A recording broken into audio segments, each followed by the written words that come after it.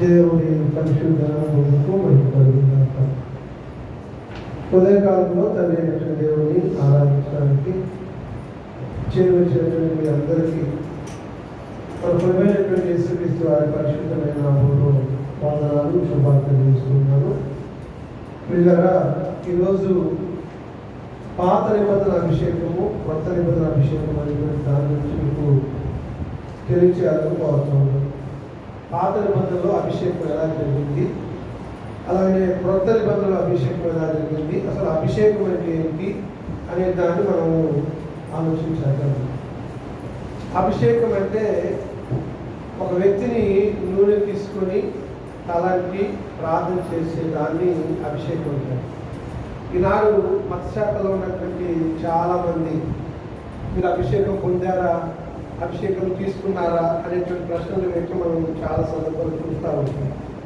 వాస్తవంగా అభిషేకము ఇవ్వటము, అభిషేకం చేయటం అంటే వారి ఉద్దేశం ఏంటంటే 1 సంవత్సరము 2 సంవత్సరాల్లో కొన్ని బైబిల్ స్కూల్స్లో వాక్యం నేర్చుకుంటారు.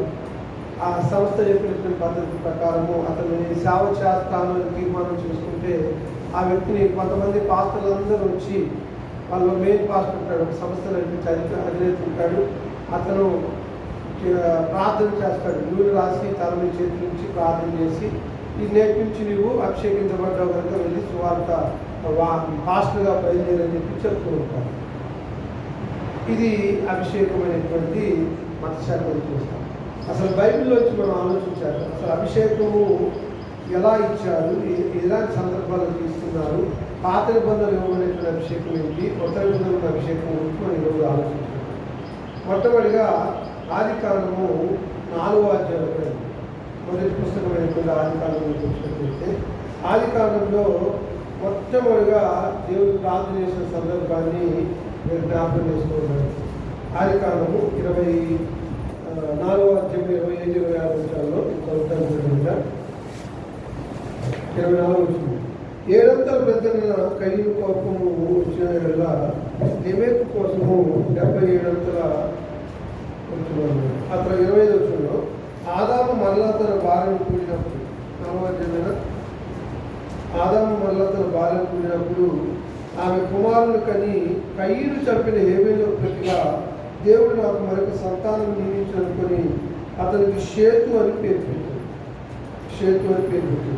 అని ఇక్కడ పాత నిబంధనలు మనం చూస్తూ ఉన్నప్పుడు యెహోవా నామమున ప్రార్థన చేయటం సందర్భాన్ని మనం జ్ఞాపకం చేస్తున్నాం. యెహోవా నామమున ప్రార్థన చేసే సందర్భం ఎప్పుడు ప్రార్థన ఆరంభమైందంటే, కయ్యూరు ఎప్పుడైతే హేబేలుని చంపాడో ఆ తర్వాత ఆ హేబేలుకు ప్రతిగా మరలా అవ్వ ఆదాములు శరీర సంబంధమైనటువంటి లైంగిక వాంఛను నెరవేర్చినప్పుడు వారికి షేతు అనేటువంటి కుమారుడు పుట్టాడు. ఆ షేతు పుట్టినప్పుడు మరి యెహోవా నామమున ప్రార్థన ఆరంభమైందనే విషయాన్ని 26వ వచనం చూస్తాం. చూడండి అక్కడ, మరియు షేతునకు కుమారుడు పుట్టెను, అప్పుడు పుట్టిన అతనికి ఎనోషు అని పేరు పెట్టెను. అప్పుడు యెహోవా నామమున ప్రార్థన చేయట ఆరంభం. ఎప్పుడైతే షేతుకు ఎనోషు అనేటువంటి వ్యక్తి పుట్టాడో అప్పుడు యెహోవా నామమున ప్రార్థన చేయడం మొదలుపెట్టాడు. అంటే దేవుడు ఎవరిని అనుగ్రహించాడు. ఉదాహరణకి ఇక్కడ అవ్వాదాములు మొట్టమొదటిగా కయ్యూను అన్నారు, హేబేలు అన్నారు. అంత మాత్రమే కాదు, హేబేలు దేవుడికి ఇష్టమైనటువంటి అర్పణ అర్పించడాన్ని బట్టి తన తమ్ముడి మీద పగపూని చంపుతాడు కయ్యూను. మనకు తెలిసి ఇదంతా కూడా ఆదికాండము 3వ అధ్యాయంలో మనం చూస్తాం, 4వ అధ్యాయం మొదట్లో చూస్తాం. అయితే ఆ తర్వాత ఎప్పుడైతే హేబేలు చనిపోయాడో హేబేలు రక్తము దేవుడు మొరపెడుతూ ఉంది. అప్పుడు ఒకవేళ కయ్యూను ఏమన్నా మారుమనసు పొందుతాడని ఉద్దేశం చేత దేవుడు నీ సహోదరైనటువంటి హేబేలు అక్కడ వెళ్ళినప్పుడు కయ్యూను ఏమని సమాధానించాడు, నా తమ్ముడికి నేను కావాలన్నా అని తను చేసిన తప్పిదాన్ని ఒప్పుకోకుండా తప్పించుకోవడానికి ప్రయత్నం చేశాడు. ఈ క్రమంలో మరలా దేవుడు వీరిని ఆశీర్వదించి మరి ఆదాము ఇక్కడ చాలా అద్భుతంగా చెప్తాడు. 25 వచ్చిందో, ఆదాము వల్ల తన భార్యను కూడినప్పుడు ఆమె కుమారుని కని కయ్యూను చంపిన హేబేలు ప్రతిగా దేవుడు నాకు మరొక సంతానమును నియమించనుకుని అతను షేతు అని పేరు పెట్టాడు. షేతుతో ఆగలేదు దేవుని యొక్క సంతతి. మరియు షేతునకు కుమారుని పుట్టెను, అతనికి ఎనోషు అని పేరు పెట్టెను. అప్పుడు యెహోవా నామమున ప్రార్థన చేయట ఆరంభమైంది. ఇక్కడ ఒక ప్రశ్న మీకు రావచ్చు, ఆదాము అవ్వలకు అన్నది పురుషులే కదా, మరి స్త్రీ ఎక్కడిది? ఏ షేతుకు భార్య ఎక్కడిది? కయ్యనుకు భార్య ఎక్కడిది? చాలా ప్రశ్నలు ఉన్నాయి బైబిల్లో. వీళ్ళందరికీ కూడా ఎక్కువగా దేవుడి యొక్క వాక్యం ఏం చెప్తుందంటే పురుషుల సంఖ్యను చెప్తుంది, పురుషులే చెప్తూ ఉన్నారు. కానీ వారికి ఆడపిల్లలు కూడా పుట్టి ఉంటారు. అది ఆడపిల్లలు పుట్టినటువంటి పరిస్థితి ఇక్కడ రాయించలేదు. కానీ వాస్తవంగా దేవుడి మనసుతో మనం ఆలోచన చేస్తే కయ్యనుకు భార్య ఎక్కడిది? అంతెందుకు ఇప్పుడు షేతుకు భార్య ఎక్కడిది? అంటే వారందరూ కూడా ఒకరి నుంచి పుట్టినటువంటి వారే, ఆదాము సంతతి నుంచి వచ్చిన వారే. కొన్ని తరాలు వచ్చే కొలది ఆ రోజుల్లో వారు 969 సంవత్సరాలు మెతుషేలు బ్రతికారు. మరి సుమారు ఈ 905 సంవత్సరాలు అనేక మంది బ్రతికినట్టు చూస్తున్నాం. వారి యొక్క మరి జీవితంలో అనేక మంది పిల్లలు, ఆడపిల్లలు పుట్టారు, మొక్కలు పుట్టారు. ఇక్కడ మీరు గమనించినట్లయితే ఒక ఆయన నెలలు ప్రశ్న వేశాడు, మీరు మంచిగా చెప్తున్నారు, హేబెలు ప్రతిగా కయ్యను పుట్టాడు కలగే, మన షేతు పుట్టాడు కలిగితే షేతుకు భార్య ఎక్కడిది? షేతుకు ఎలీషా పుట్టినప్పుడు యెహోవా నామమున ప్రార్థన ఆరంభమైందని చెప్తున్నారు కదా. అంటే అప్పటి నుంచి ఎప్పుడైతే మనం అందరం కూడా ఆదాము సంతతిలోంచి వచ్చామో, ఆదాము సంతతిలో కయ్యను భ్రష్ట మనసుకి వెళ్ళిపోయాడు, వాడి సంతతి వేరైపోయింది. కయ్యను ద్వారా సంతతి వేరైపోయింది. కానీ షేతు ద్వారా మరలా దేవుడు పిల్లలైనటువంటి వారిని తీసుకురావడానికి ఆయన ఇష్టపడుతూ ఉన్నాడు. అలానే షేతు కుమారుడు ఎలీషా పుట్టినప్పుడు యెహోవా నామమున ప్రార్థన ప్రారంభమైందని విషయాన్ని చూస్తాం. ఆదికాండము 8వ అధ్యాయం 20 వచనం భాగం చూడండి. ఆదికాండం 6వ అధ్యాయం నుంచి మీ అందరికీ తెలుసు. జలప్రాణం గుర్చినటువంటి మాటల్ని చెప్తూ ఉంటాడు. 8వ అధ్యాయం 20వ వచనం భాగాన్ని చూసినప్పుడు ఆదికాండం 8వ అధ్యాయం 20వ వచనంలో, అప్పుడు నోవాహు యెహోవాకు బలిపీఠము కట్టి పవిత్ర పశువులన్నింటిలోనూ పవిత్ర పక్షులన్నింటిలోనూ కొన్ని తీసుకొని ఆ పీఠం మీద దహనబలి అర్పించు. అంటే చూడండి, పాత నిబంధనలో అభిషేకం అనేది ఎలా జరుగుతుందో మీకు తెలియచేయడానికి నేను ప్రయత్నం చేస్తూ ఉన్నాను. ఇక్కడ నోవాహు యెహోవా దేవునికి ఒక బలిపీఠం కట్టి 20వ వచనంలో చెప్తాడు కదా, పవిత్ర పశువులన్నింటిలోనూ పవిత్ర పక్షులన్నింటిలోనూ. అంటే పవిత్రమైన అపవిత్రమైన ఉన్నాయంటే ఉన్నాయి. ఏవి పవిత్రమైనవి ఏవి అపవిత్రమైనవి అంటే, ఉదాహరణకి పశువులు తీసుకున్నాం. పశువుల్లో పవిత్రత అపవిత్రత అనేది వాటి మనసుకు సంబంధించింది కాదు, అది శరీరానికి సంబంధించింది. ఉదాహరణకి కుంటి ఆవుని తీసుకొచ్చి దేవుడికి ప్రతిష్ఠించవచ్చా? చేయకూడదు. లేకపోతే గుడ్డితో ఒక కనుతో ఉన్నటువంటి పశువుని తీసుకొచ్చి దేవుడికి బలిపీఠం దగ్గర బలర్పించవచ్చు లేదు. పవిత్రమైన పక్షులు అన్నాడు, పవిత్రమైనటువంటి జంతువులు అన్నాడు. అంటే ఇక్కడ మనం ఏం తెలుసుకోవాలంటే, ఏమాత్రం కూడా వంక పెట్టినటువంటి పశువులను పక్షులను తీసుకొచ్చి దేవుని యొక్క ఇక్కడ మరి నోవాహు బలి అర్పించినట్టుగా మనం చూస్తున్నాం. మళ్ళీ చదువుతాను. అప్పుడు నోవాహు యెహోవాకు బలిపీఠం కట్టి పవిత్ర పశువులన్నింటిలోనూ పవిత్ర పక్షులన్నింటిలోనూ కొన్ని తీసుకొని ఆ పీఠం మీద దహనబలి అర్పించను. అప్పుడు యెహోవా ఇంపైన సువాసన నాగురు నుంచి ఇక మీదట నరులను బట్టి భూమిని మరలా శపించును. ఎందుకనగా నరుల హృదయాలోచన వారి బాల్యం నుంచి చెడ్డది. నేను ఇప్పుడు చేసిన ప్రకారం ఇకను సమస్త జీవులను సంహరించను. ఎప్పుడైతే నోవాహు పవిత్రమైనటువంటి జంతువులను పవిత్రమైన పక్షులను దేవుని కొరకు దహనబలిగా అర్పించాడో, అది దాని ద్వారా నోవాహు కుటుంబీకులు మరి ఇక్కడ మనం చూసినట్లయితే అభిషేకించబడ్డారు అనేటువంటి విషయాన్ని మనం గమనించాలి. ఆ తర్వాత మీరు చూడండి, ఆదాము అవ్వల ద్వారా వచ్చిన సంతతి మొత్తం చనిపోయారు జలప్రయాణం. అవునా కాదు? ఒక నోవాహు కుటుంబం మాత్రమే ఉంది. నోవాహు భార్య పేరు చెప్పలేదు. చాలా సందర్భాల్లో దేవుడి గ్రంథంలో స్త్రీల యొక్క పేర్లను చెప్పటం జరగలేదు. ఇప్పుడు అబ్రహాము భార్య శారాయి అని చెప్పాడు. కానీ ఆ తర్వాత మనం చూస్తున్నప్పుడు, అంటే ఈ నోవాహు తర్వాత జరిగిన సంఘటనలు అవి చూస్తున్నప్పుడు ఎవరు ఎప్పుడు ఎందుకు ఎక్కడ మరి బలిపీఠం కట్టి దేవునికి అర్పించారో, తద్వారా వారు అభిషేకించబడ్డారు అనేది మనం ఆలోచించారు. నోవాహు యెహోవాకు బలిపీఠం కట్టి దానబలి అర్పించడం ద్వారా నోవాహు కుటుంబం మొత్తం కూడా అభిషేకించబడింది. అభిషేకించబడటం అంటే మరొక మాట ప్రత్యేకించబడటం. మరలా నోవాహు కుటుంబం ద్వారా సంతతి అనేది భూమి మీద విస్తరింప ఆరంభించింది అనే విషయాన్ని మనందరికీ తెలుసు. అలాగనే ఆదికాండము 12వ అధ్యాయంలో ఇక్కడ సుమారు క్రీస్తు పూర్వము 2000 సంవత్సరాల కాలంలో అబ్రహాం వస్తాడు. మనము టైం లైన్ కూడా తెలుసుకోవాలి. మీకు మరొకసారి నేను బోర్డు యూజ్ చేస్తూ చెప్తాను. ప్రస్తుతానికైతే అబ్రహాము క్రీస్తు పూర్వము ఎప్పుడు వచ్చాడు అంటే కరెక్ట్గా ఆదాముకి ఇటు యేసుక్రీస్తు వారికి మధ్యస్థంగా 2000 సంవత్సరాలు, క్రీస్తు పూర్వం 2000 సంవత్సరాల్లో అబ్రహాం వస్తాడు. ఆ అబ్రహాం ఎవరంటే అతను విగ్రహారాధన. ఎలా విగ్రహారాధన చెప్తున్నాము? యెహోషువ 24వ అధ్యాయము 2వ వచనం ప్రకారము ఆయన విగ్రహాన్ని చేస్తూ అమ్ముకుంటూ బ్రతికినటువంటి వాడు. అంటే విగ్రహాన్ని చేస్తూ బ్రతుకుతున్నాడు అంటే అమ్ముకొని బ్రతుకుతున్నాడు అంటే అర్థం ఏంటి? పరోక్షంగా అబ్రహాము విగ్రహాలను కూడా పూజించేవాడని అర్థమిస్తాడు. ఇతను తెరహు కుమారుడు. 12వ అధ్యాయంలో రండి.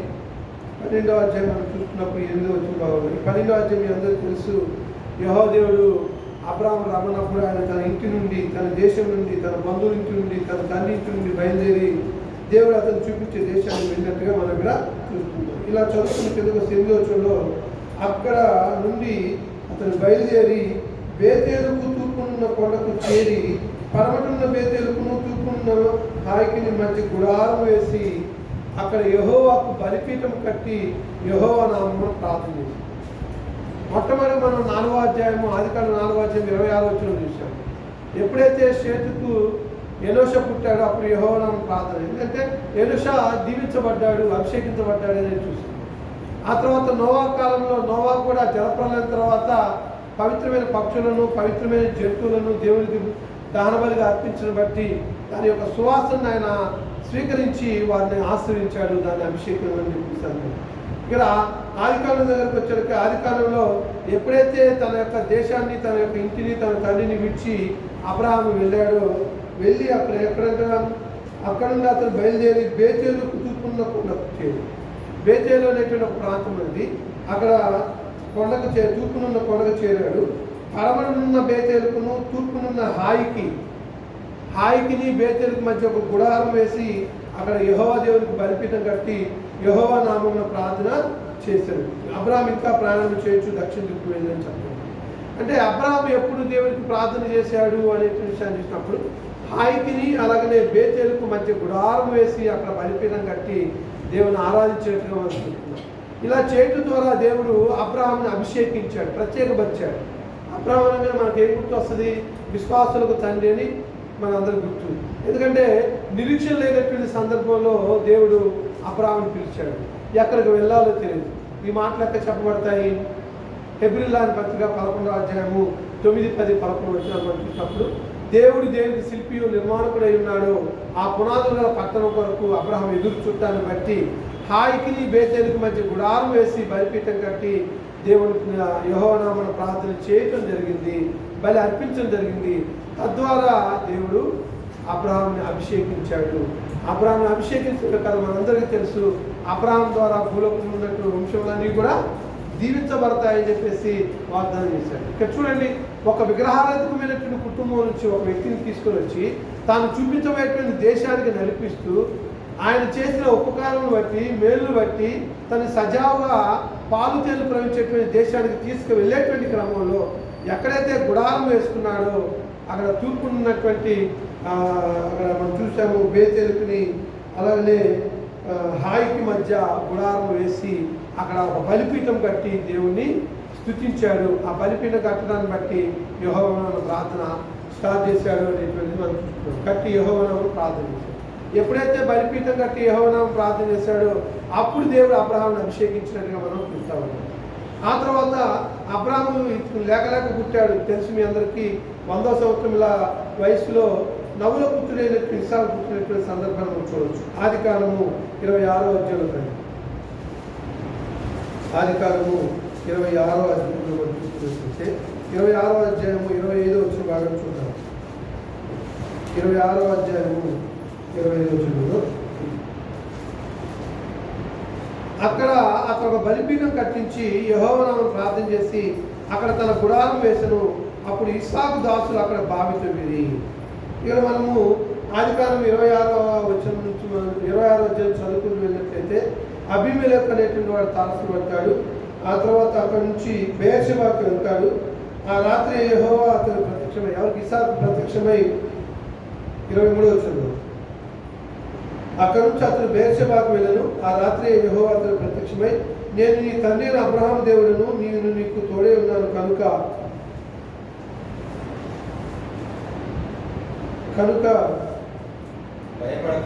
భయపడకము, నా దాసుడైన అబ్రహామును బట్టి నిన్ను ఆశీర్వదించి నీ సంతానం విస్తరింపజేసేదని చెప్పాను. చూడండి, అబ్రహాముతో దేవుడు చేసిన వాగ్దానం ఇక్కడ ఆయన కుమారుడైన ఇస్సాకుతో కూడా కొనసాగిస్తున్నాడు. ఇస్సాకుతో చెప్తున్నాడు, నీ సంతానమును విస్తరింపజేస్తాను. ఎందుకంటే అతను ఎప్పుడైతే బెయేర్షెబా అనేటువంటి ప్రాంతానికి ఇస్సాకు వెళ్ళాడో ఆ రాత్రి యెహోవా అతను ప్రత్యక్షమయ్యాడు. అంటే యెహోవా ప్రత్యక్షమయ్యాడు అంటే ఇక్కడ యెహోవా అనేటువంటి మాట యేసుక్రీస్తు వారికి వర్తిస్తూ ఉంది ప్రియులారా. ఎందుకంటే ఏ కాలం అయినా సరే తండ్రి దేవుని ఎవరు చూడలేదని యేసుక్రీస్తు వారే చెప్పారు. కానీ యెహోవా ప్రత్యక్షమై అంటే యెహోవాను చూసిన సందర్భం ఇక్కడ కనబడతా ఉంది. ఆ యెహోవా మరొకరు కాదు, యేసుక్రీస్తు వారే. యెహోవా పేరిట ఆయన వెళ్ళి అనేక కార్యాలు జరిగించినట్టు మనం చూస్తున్నాము. ఆ తరువాత, నేను నీ తండ్రి అబ్రహాము దేవుడును, నేను నీకు తోడే ఉన్నాను కనుక భయపడద్దు, నా దాసుడైన అబ్రహామును బట్టి నిన్ను ఆశ్రయించి నీ సంతానమును ఎప్పుడైతే నీ సంతానాన్ని విస్తరింపజేస్తానని ఇస్సాకుతో దేవుడు వాగ్దానం చేశాడో వెంటనే అతను ఒక బలిపీఠము కట్టించి యెహోవా నామమున ప్రార్థన చేసి అక్కడ తన గుడారం వేశాడని చెప్పేసి అక్కడ వారు త్రాగడానికి నీళ్లు కావాలి కనుక ఒక బావిని త్రవ్వినటువంటి సంగతిని ఇక్కడ దాఖలు చేస్తూ ఉన్నారు. అంటే చూడండి, దేవుడు పాత నిబంధన నుంచి మనుషులు ఏ రీతిగా అభిషేకిస్తూ వెళ్తున్నాడు అనేది మీకు తెలియజేస్తా ఉన్నాడు. అబ్రహాము విగ్రహారాధకుడైనప్పటికీ దేవుడు పిలిచిన పిలుపుని బట్టి వచ్చాడు.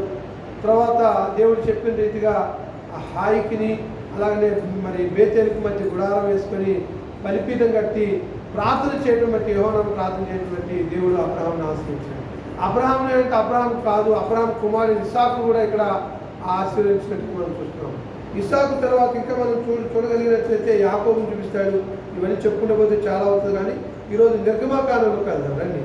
నిర్గమాకాండము 33వ అధ్యాయం మనం చూసినప్పుడు, నిర్గమాకాండము 33వ అధ్యాయంలో మనం చదువుతున్నాం. ఇక్కడ దేవుడు మోషేతో చెప్తున్నాడు, నీవు ఐగుప్తు దేశం తోడుకొని వచ్చిన ప్రజలను బయలుదేరి నేను అబ్రహాముతో ఇస్సాకుతో యాకోబుతో ప్రమాణం చేసిన నీ సంతానం నీకు ఇచ్చేదని చెప్పిన పాలు తేలు ప్రవచించే దేశంలో లేచిపోండి. 33వ అధ్యాయం 1వ వచనం చెప్పాడు. నేను నీకు ముందుగా దూతను పంపి కనానీల, అమ్మారీల, హిత్తీల, పెజ్జీల, హిబీల, యెబూసీయులను వెళ్ళగొట్టేదను. మీరు లోబడి వాళ్ళ ప్రజలు కనుక నేను మీతో కూడా రాను అని చెప్పేసి ఇక్కడ ఇలా చెప్పుకుంటూ 10వ అధ్యాయంలోకి వచ్చారు. 10వ వచనంలో, ప్రజలందరూ ఆ మేఘస్తంభము ఆ గుడారము ద్వారము నిలిచి చూచి లేచి ప్రతివాడును తన తన గుడారము ద్వారం వద్ద నమస్కారం చేయుచుండిరి. మనుషులు తన స్నేహితుడితో మాట్లాడినట్లు యెహోవా మోషేతో ముఖాముఖిగా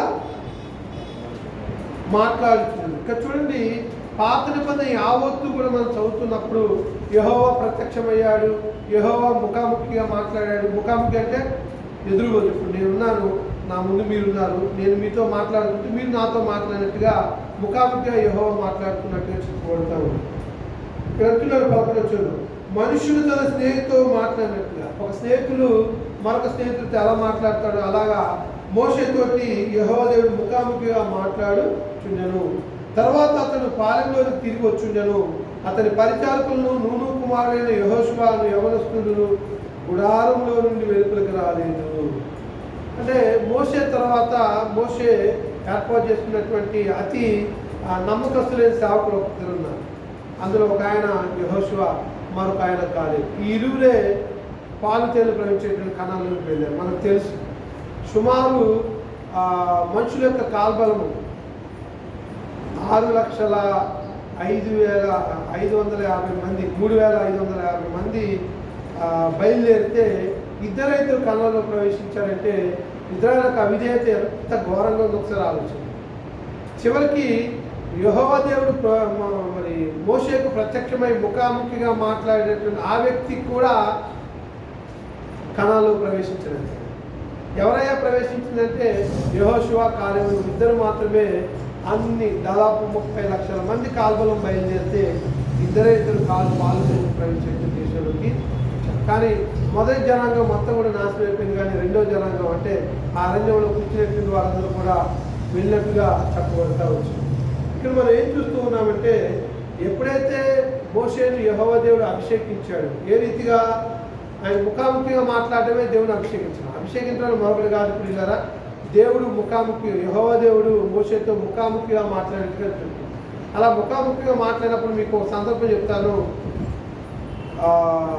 యేసుక్రీస్తు వారు రూపాంతరం చెందేటువంటి సందర్భంలో ఆయన రూపాంతరం చెందుతున్నప్పుడు ఆయన వస్త్రములు ఏ చాకులు కూడా అంత తెల్లగా చేయలేడని చెప్పబడింది. అప్పుడు ఇర్మియా అలాగనే ప్రవక్తలు కనపడినటువంటి సందర్భాన్ని అక్కడ ఉన్నటువంటి పేతురు యోహాను చూసిన సందర్భాన్ని మనం చూస్తున్నాం. అంటే రూపాంతరం చెందటం అంటే మరొక రకంగా అభిషేకించబడటమే. ఇక్కడ ఎప్పుడైతే దేవుడితో ముఖాముఖిగా మోషే మాట్లాడాడో అతడు అభిషేకించబడ్డాడు అనే విషయాన్ని మనం చూడాలి. అభిషేకించబడ్డాడు, కానీ ఒక చిన్న తప్పిదాన్ని బట్టి ఆయన పాలు తేలు ప్రవేశించేటువంటి దేశంలోకి ప్రవేశించాడు. ఒక ఆయన నన్ను అడిగాడు, మరి మోషేకి పరలోకం ఉందా చెప్పండి? మోషే పరలోకం ఉందండి? ఆయన ఆత్మ ఎక్కడుంది? ధనవంతుడు లాజరు ఉపమానంలో ధనవంతుడు అంటాడు, నాకు ఇంకా 5 అన్నదమ్ములు ఉన్నారయ్యా, వారి కొరకు మరి ఇక్కడ పరదేశంలో ఉన్నటువంటి మోషేయు అలానే ఇర్మియా ప్రవక్తలు పంపించమంటే అప్పుడు యేసుక్రీస్తు వారు ఏమంటాడు, భూమి మీద ప్రవక్తలు ఉన్నారు, మోషేయు అలాగనే ఇర్మియా ప్రవక్తలు ఉన్నారు, వారి మాట విన్నట్లయితే అతని పని కూడా ఇదే సంగతి, నరకంలో వేధించాలని చెప్తారు. కాబట్టి మోషే కూడా అభిషేకించబడ్డాడు. అంత మాత్రమే కాదు, అతను కూడా పరదేశంలో ఉన్నాడు, ప్రభు యొక్క రాకల్లో ఎత్తబడతాడు, ఆయన కూడా పరలోకానికి వెళ్తాడు, ఏమాత్రం మరి సంకోచించవలసిన అవసరం లేదని చెప్పేసి వారికి చెప్తుంది. తర్వాత నిర్గమకాండం 29వ అధ్యాయంలో అభిషేకం అంటే ఏంటో దాని గురించి వివరిస్తూ వచ్చాడు. అహరోను కుమారులైనటువంటి నాదాబు, అబీహు, అంతకంటే ముందు నిర్గమకాండం 29వ అధ్యాయంలో రండి.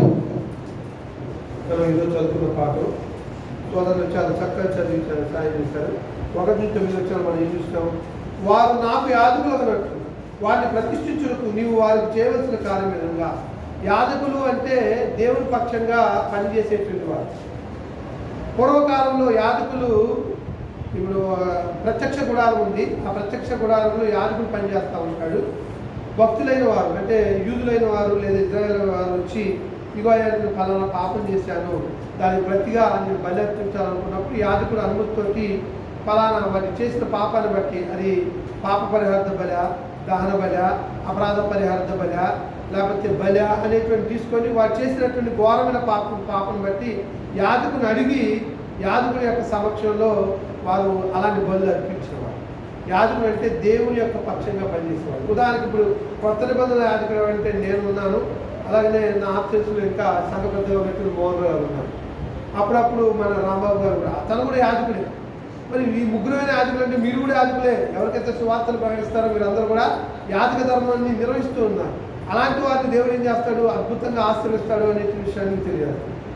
ఇక్కడ వారు నాకు యాజకులు అన్నట్టు వారిని ప్రతిష్ఠించుటకు నీ వారికి చేయవలసిన కార్యమేదనగా ఒక కోడెదూడను కలంకం లేని 2 పొట్టెలు. కలంకం లేని అంటే పుట్టిది గుడ్డిది ఉంటాయి కదా, అవి కలంకం అంటాడు. కలంకం లేనటువంటి 2 పొట్టేలను, పొంగని రొట్టెను, పొంగనమైన నూనెతో కలిపిన భక్ష్యమును, పొంగనమైన నూనె రాసిన పలచన అప్పడమును తీసుకుని గోధుమ పిండితో వాటిని చేసి ఒక గంపలో వాటిని పెట్టి ఆ గంపను ఆ కోడెను ఆ 2 పొట్టేలకు తీసుకొని రావాలి. మరియు నీవు అహరోనును అతని కుమారులను ప్రత్యక్ష గుడారం ద్వారం దగ్గర తీసుకుని రావాలి. అహరోను ఎవరు? అహరోను ఎవరు? మోషే సోదరుడు, మోషే అన్న. మోషే దేవుని పని చేయడానికి దేవుడు ఏర్పాటు చేసుకుంటే మోషే తప్పించుకోవడానికి ప్రయత్నం చేస్తాడు.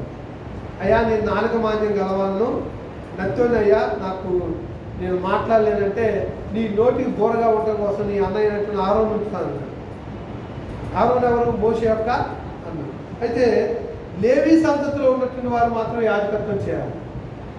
అహరోను కూడా మోషే కూడా లేవీ యాజకత్వంలో ఉన్నారు, లేవీలు కనుక.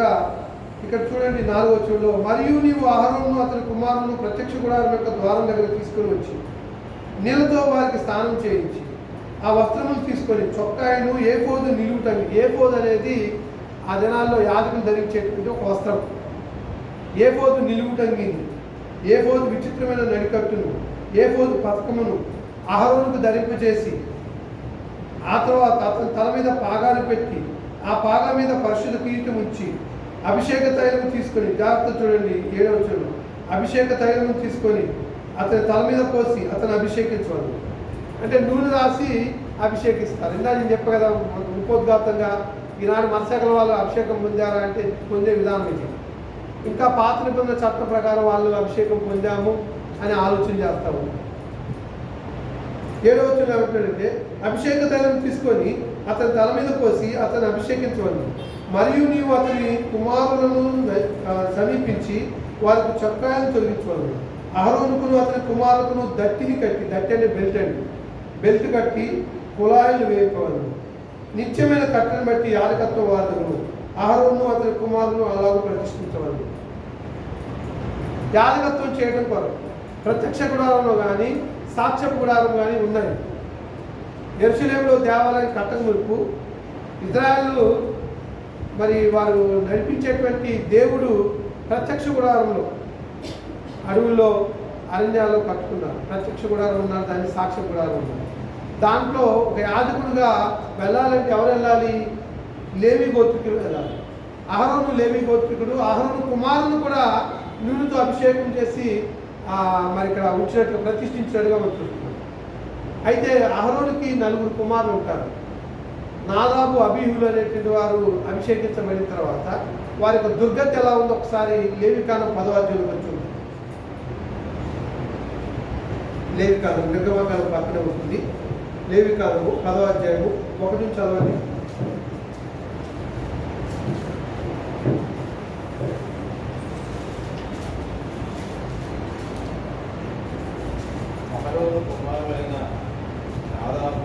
అహరోను కుమారులైన నాదాబు, అబీహులు తమ తమ ధూపార్తులను తీసుకొని వాటిలో నిప్పులుంచి వాటి మీద ధూప ద్రవ్యము వేసి యెహోవా తనకు ఆజ్ఞాపించిన యెహోవా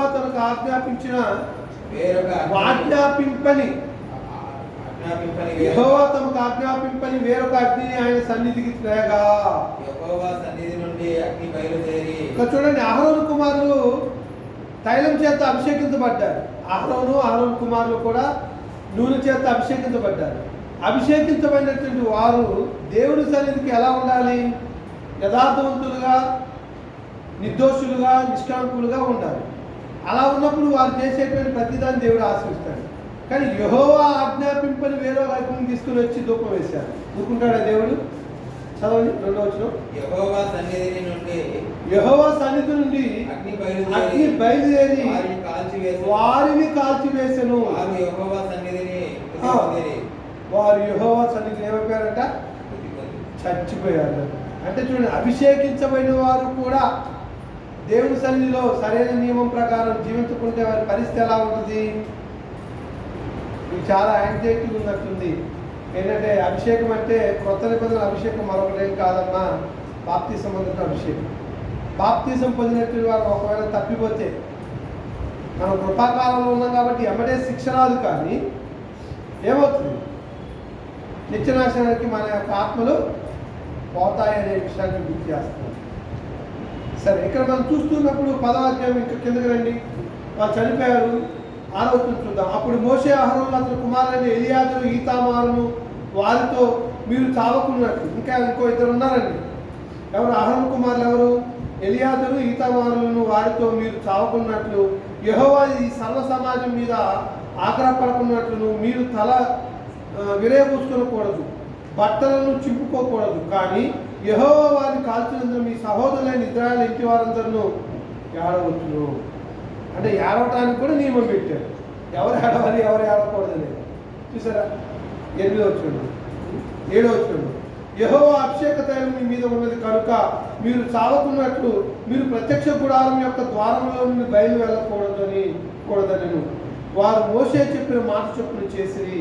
మరియు యెహోవా అహరోనుతో ఇట్లను, మీరు ప్రత్యక్ష గుడారంలోకి వచ్చినప్పుడు మీరు చావకున్నట్లు నీవును నీ కుమారులను ద్రాక్షారసమునే కానీ మద్యమునే కానీ త్రాగకూడదు. మీరు తాగకుండా ఉండాలంటే ఏం తాగకూడదు? ద్రాక్షరసమును. అలాగే ఇంకేమంటాడండి?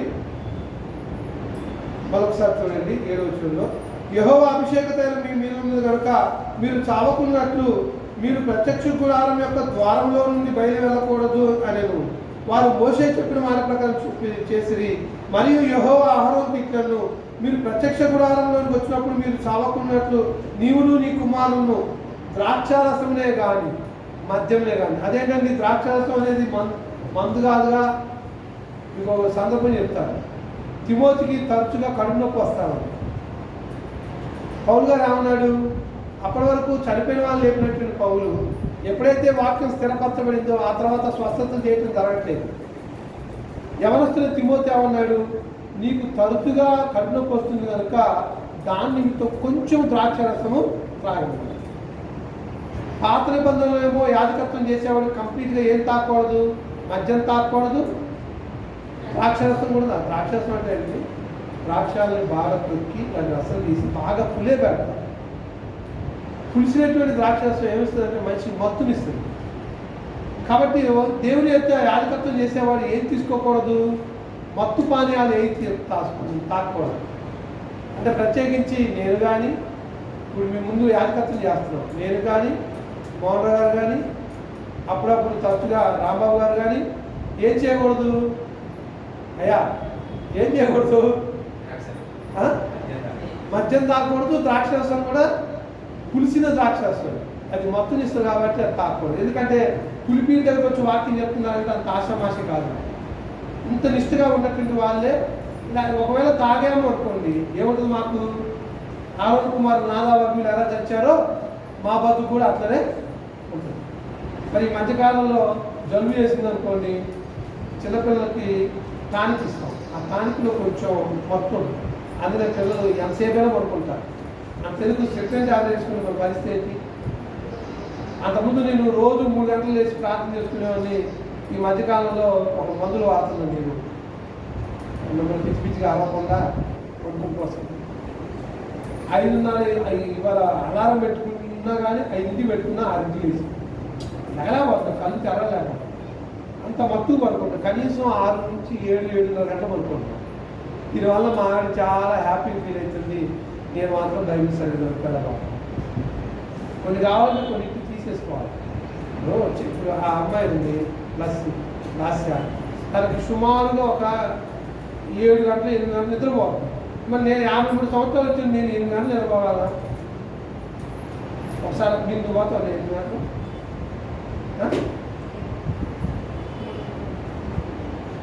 ఎన్ని పనుకో, కనీసం ఒక 6. ఎప్పుడైనా సరే ఒక 5-6 గంటలు పడుకుంటే ఇంటికి పోయిన తర్వాత అన్నం సచ్చొచ్చిన పడుకునే పడుకోండి. నేనేం చెప్తున్నానంటే దేవుని పని చేసేటువంటి వాళ్ళు వ్యక్తి పరిస్థితుల్లో దేవుని సముఖంలో మీ అందరికీ ఉత్తరవాదులుగా ఉన్నారు కనుక ఆ దైవజనులు లేకపోతే యాజకులు అనేవాడు ద్రాక్షరసం తాగకూడదు, అలాగే మద్యం కూడా సేవించకూడదు. అలాంటి వారిని దేవుడు ఏం చేస్తున్నారు, వారి యొక్క ప్రాణాలు తీసేశాడు. యెహోవా ఆజ్ఞాపింపున అగ్ని తీసుకొచ్చి దేవుడికి దహన బలి అర్పిస్తూనే ఏం చేశాడు ఆయన, అక్కడే యెహోవా అగ్ని ఆకాశం నుంచి వచ్చింది, వాళ్ళు అక్కడే చంపేసి. అంటే దేవుని యొక్క నియమాలు చాలా కఠినంగా ఉంటాయి. ఇక్కడ లేవి కాలము 10వ అధ్యాయం 7 నుంచి 11 వచనాలు చూసినప్పుడు అహరోను కుమారులు అంటే అభిషేకించబడిన వారు చేయవలసినటువంటి పనులు విధుల గురించి చెప్పాడు. వారి ఇంటి పరిస్థితుల్లో కూడా ద్రాక్షరసం కానీ మద్యం కానీ తాకూడదు. మీరు ప్రతిష్ఠింపబడిన దాని నుండి లౌకికమైన దాన్ని, అపవిత్రమైన దాని నుంచి పవిత్రమైన దాన్ని వేరు చేయుటకును యెహోవా మోషే ఇశ్రాయేలుకు ఆజ్ఞాపించిన సమస్త విధులను మీరు వారికి బోధించుటకును ఇది మీ తరతరములకు నిత్యమైన కట్టడి. తరతరములకు అంటే ఇశ్రాయేలు ప్రజలకి లేవీలు అనేవాళ్ళు ఆధిపత్యం చేస్తున్నారు కనుక వారికి తరతరములు లేవీ గోత్రికులుగా ఉండాలంటే ఖచ్చితంగా ఆరోను యొక్క సంతతి వాళ్ళే చేసుకుంటూ వచ్చారు. ఇప్పుడు యాజకత్వం మార్చబడిందే లేదా? యాజకత్వం మార్చబడింది. ఎందుకంటే లేవి గోత్రంలో ఉన్నటువంటి వారు ఎవరు కూడా యాజకత్వం చేయట్లేదు. నేనేమో కుక్కల గోత్రికుడు, ఆయనేమో గద్దల గోత్రికుడు, ఆయనేమో ఇంకేదో గోత్రికుడు, అలాగ ఉన్నటువంటి మేము దేవుని పరిచయం చేస్తున్నాము అంటే ఈనాడు లేవి గోత్రం అనేది తీసివేయలేదు. ఒక మాట అంటాడు, యాజకులు మార్చబడిన ఆవశ్యకంగా యాజక ధర్మం మార్చబడుతుందని చెప్పేసి ఏప్రిల్ బతుకులో పౌలు గారు రాస్తూ తెలియజేస్తారు. యాజకత్వం మార్చబడింది, యాజకులు మార్చబడ్డారు. ఇప్పుడు యాజకులు ఎవరు? దేవుని ప్రతినిధితో బాప్తీసం పొంది బైబిల్ గురించి అవగాహన చేసుకోవడం కోసం తర్ఫీదు పొంది ఆ తర్ఫీలు పొందిన వారు చెప్పవలసినటువంటి వాక్యం ఏదైతే ఉందో అది వాక్యానుసారంగా చెప్పినప్పుడు దాని ద్వారా మీరు విశ్వాసులైన వారు బలపడుతూ ఒకవేళ ఏదైనా తప్పిదాలు చేస్తే వాటి నుంచి తీసివేసుకొని పరిశుద్ధంగా మార్చబట్టడానికి మిమ్మల్ని నడిపించేటువంటి జనాంగమే యాజకులుగా తెలియచేయాలి. మన ప్రధాన యాజకులు ఎవరు? యేసుక్రీస్తు వారు ప్రధాన యాజకులు. మేమందరం కూడా యాజకత్వం చేస్తున్నారు కాబట్టి మరి ఎక్కువ కఠినమైన తీర్పు ఉంది కాబట్టి ఒళ్ళు దగ్గర పెట్టుకొని మేము పరిచయం చేయాల్సిన పరిస్థితి. తర్వాత సమయంలో రాసినటువంటి 10వ అధ్యాయం మొదటి సమయంలో సమయాలు మొదటి పుస్తకంలోకి వస్తాము. మొదటి సమయాల పుస్తకము 10వ అధ్యాయంలో ఒకటో నుంచి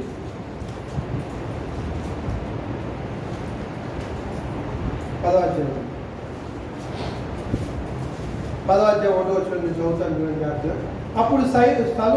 అప్పుడు సమూయేలు తైలం పుట్టి పట్టుకొని సౌలు తల మీద తైలం పోసి అతను ముద్దు పెట్టుకొని యెహోవా నిన్ను అభిషేకించి తన స్వాస్థ్యం మీద అధిపతిగా నియమించి ఉన్నాడు అని చెప్పి ఇలాగ సెలవిచ్చాడు. సమూయేలు ఎవరు? ఇశ్రాయేలు యొక్క చివరి న్యాయాధిపతి, మొదటి ప్రవక్త సమూయేలు. తెలుసు కదా. ఈ సమూయేలు ఎవరికి తైలం పుట్టి తీసి పట్టుకొని అభిషేకం చేశాడు? సౌలు అనేటువంటి వాడు. ఇశ్రాయేలు ప్రజలకి రాజు కావాలని వారు దేవుని అడుగుతారు. మాకు సర్వలోక మర్యాదప్పుడు మాకు రాజు కావాలంటే నన్ను మీరు తృణీకరించి రాజును కోరుకుంటారని చెప్పేసి ఆ రోజుల్లో బెన్యామీను గోత్రికుడైనటువంటి సౌలు ఎన్నుకున్నాడు. ఇతను చాలా పొడగరి ఎత్తున్నవాడు. సమూయేలు ఏం చేశాడు? తైలం పుట్టి పట్టుకొని సౌలు తల మీద తైలం పోసి అతను ముద్దు పెట్టుకొని యెహోవా నిన్ను అభిషేకించిన తన స్వాస్థ్యం మీద అధిపతిగా నియమించి ఉన్నాడని చెప్పి ఇలా సెలవిచ్చింది. యెహోవా అభిషేకించిన స్వాస్థ్యం ఎవరు? ఇశ్రాయేలు ప్రజలు. ఇశ్రాయేలు ప్రజల మీద నువ్వు రాజుగా ఉండటానికి సమూయేలు ప్రవక్త ద్వారా దేవుడు ఏం చేశాడంటే సౌలుని తైలంతో అభిషేకించినట్టుగా మనం చూస్తున్నాం. ఆయన రాజుగా 40 సంవత్సరాలు పరిపాలన చేశాడని తెలుసు. ఎందుకు అభిషేకించబడినటువంటి సౌలు భ్రష్టత్వానికి వెళ్ళిపోయాడు అని అంటే 15వ అధ్యాయంలో మొదటి సమూయేలు గ్రంథము 15వ అధ్యాయము 10-12 వచనాలు చూద్దాము. అప్పుడు యెహోవా వాక్కు సమూయేలుకు ప్రత్యక్షమై ఇలాగ సెలవిచ్చింది. సౌలు నన్ను అనుసరింపగా వెనుదీసి నా ఆజ్ఞలు గైకొనకపోయాను గనుక అతన్ని రాజుగా నిర్ణయించేందుకు నేను పశ్చాత్తాపడుతున్నాను. అందుకు సమూయేలు కోపావేశుడై రాత్రి అంతా యెహోవాకు మొరపెట్టుచుండెను. ఉదయమున సమూయేలు లేచి సౌలును ఎదుర్కొంటూ పోగా సౌలు కర్మేలునకు వచ్చి అక్కడ జయసూచకమైన శిలను నిలిపి తిరిగి గిల్గాలుకు పోయినన్న సమాచారం. ఇక్కడ దేవుడు సౌలును అభిషేకించాడు. అభిషేకితమైనటువంటి సౌలు ఎందుకు భ్రష్టత్వానికి వెళ్ళాడంటే అమాలేకుల్ని సమూలంగా నాశనం చేయమని చెప్పాడు. ఇశ్రాయేలు ప్రజలు ఐగుప్తు దాసి నుంచి పాలుతేలి ప్రదేశానికి వస్తున్నటువంటి క్రమంలో కొన్ని సందర్భాల్లో అమాలేకులు వచ్చి ఇశ్రాయేలు ప్రజల మీద పడి చంపుతారు.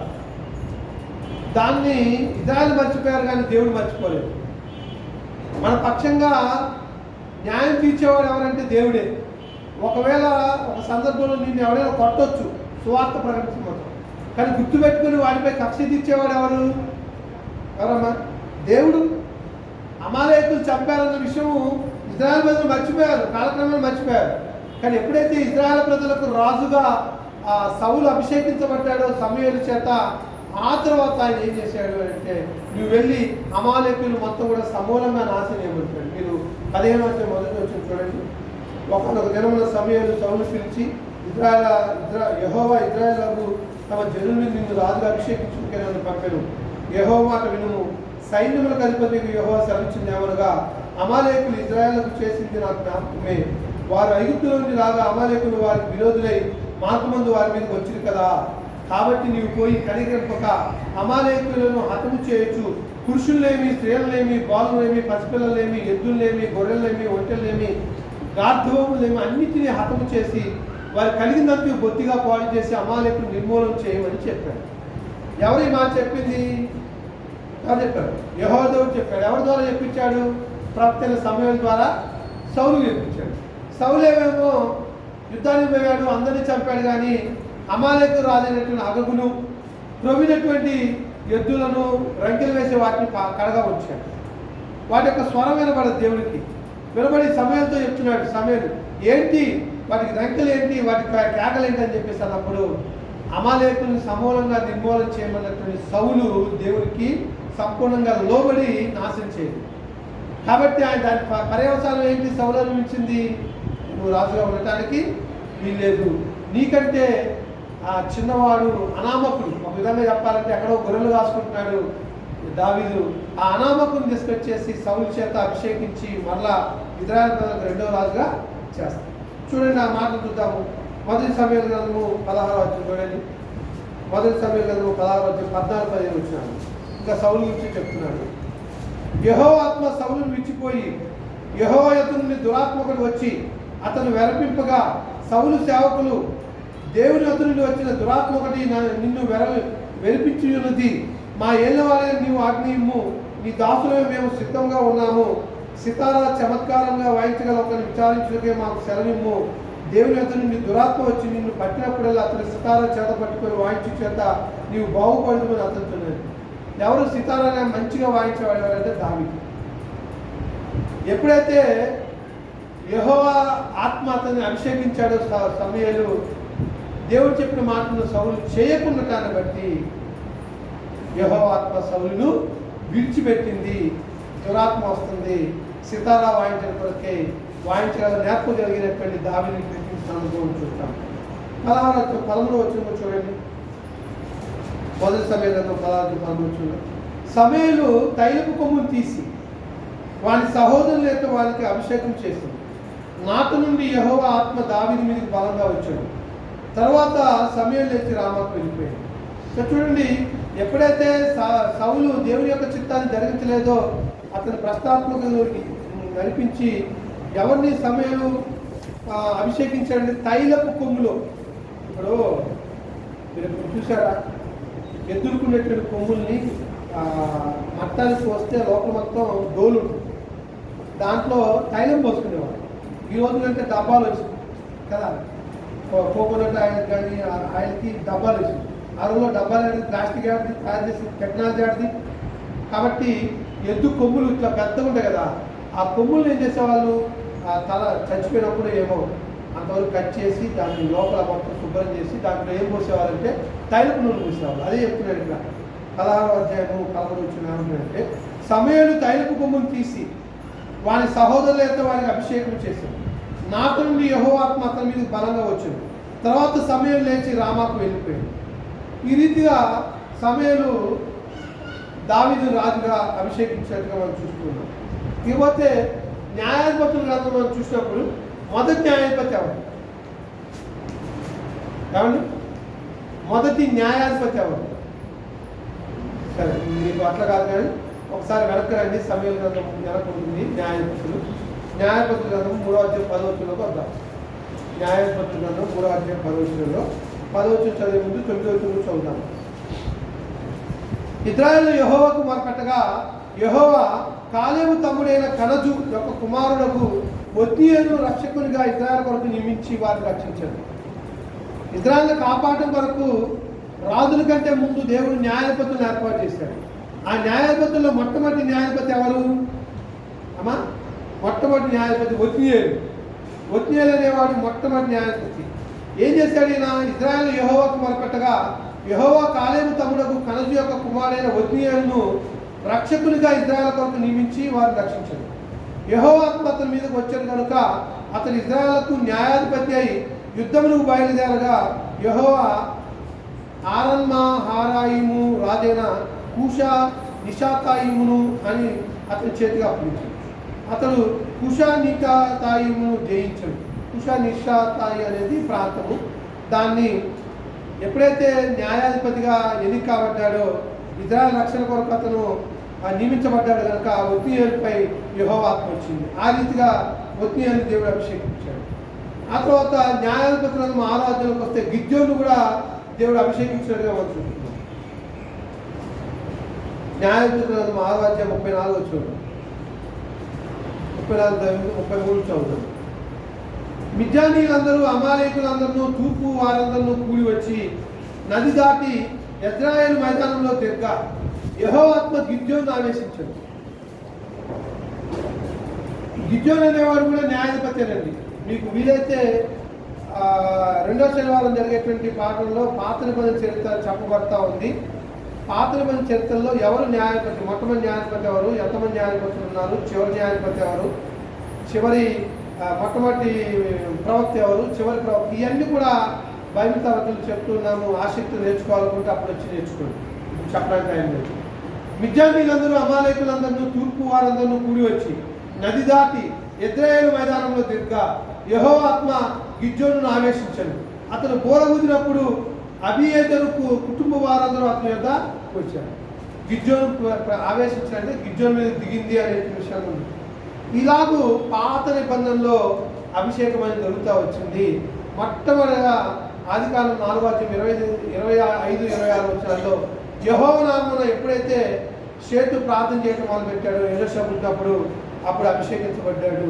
ఆ తర్వాత నోవా కూడా బలిపీఠం కట్టి దహనబలి అర్పించిన తర్వాత దేవుని యొక్క అభిషేకాన్ని పొందినట్టు మనం చూస్తున్నాము. ఆ తర్వాత విగ్రహారాధకుడైన అబ్రహాము యెహోవాకు బలిపీఠం కట్టి ప్రార్థన చేయడం ద్వారా అభిషేకించబడ్డాడు. ఆదికాండం 12:8 వచనంలో. అలానే ఆదికాండం 26:25 వచనంలో ఇస్సాకు బలిపీఠం కట్టించి యెహోవా నామమున ప్రార్థన చేసిన సందర్భాన్ని మనం చూస్తూ వచ్చాము. ఆ తర్వాత దేవుడు నిర్గమాకాండం 33:11 వచనంలో మోషేతో దేవుడు మాట్లాడట, అభిషేకం అయితే పొందలేదు కానీ మోషే దేవుడితో మాట్లాడటం చూసాము. నిర్గమాకాండం 29:1-9 వచనాల్లో మోషే అన్నైనటువంటి ఆరోను సంతతిని దేవుడు అభిషేకించినట్టుగా మనం చూస్తూ ఉన్నాము.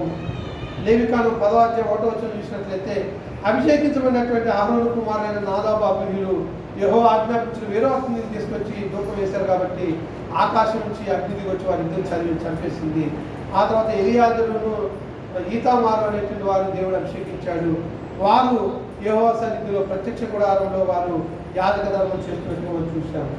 ఆ తర్వాత మొదటి సమయంలో 10వ చూసినప్పుడు సర్వలోక మర్యాద చెప్పడం మాకు రాజు కావాలని ఇజ్రాయెల్ అడిగినప్పుడు మొట్టమొదటి రాజుగా దేవుడు సౌలుని అభిషేకించడం మనం చూసాము. సౌలు దేవుడు చెప్పిన పని చేయకపోవడం బట్టి సౌలుని అభిషేకించబడిన వ్యక్తి భ్రష్టత్వానికి వెళ్ళిపోయాడు. అది సమూయేలు గ్రంథము 15-16 వరకు చూసాము. ఆ తర్వాత అంతకంటే ముందు న్యాయాధిపతుల గ్రంథం 3:10 మనం చూసినప్పుడు ఒత్నీయేలు అనేటువంటి వాడు ఇజ్రాయెల్ రక్షణ కొరకు ఏర్పరిచిన మొదటి న్యాయాధిపతిగా చూసాము. ఆ తర్వాత గిద్యోను అనే వాడిపై దేవుడి యొక్క ఆత్మ ఆవహించడం ద్వారా ఈ రీతిగా గిద్యోను మీదకి దేవుని ఆత్మ వచ్చిందనే విషయం ఇప్పటి వరకు పాత నిబంధనలు ఉన్నటువంటి కొన్ని సంఘటనలు మీకు తెలియజేశాను. ఈ మధ్య రెండవదిగా కొత్త నిబంధనలు ఉన్నటువంటి అభిషేకం ఏంటి త్వరగానే ముగిస్తాను. కొత్త నిబంధనలు ఉన్నటువంటి అభిషేకం చూడాలంటే అపోస్తుల కార్యంలోకి రావాల్సిందే. అపోస్తుల కార్యంలో 10వ అధ్యాయము, దయచేసి అందరూ బైబిల్ చదవండి. అపోస్తుల కార్యములు 10వ అధ్యాయము 38 వచ్చిన భాగం చూద్దాం.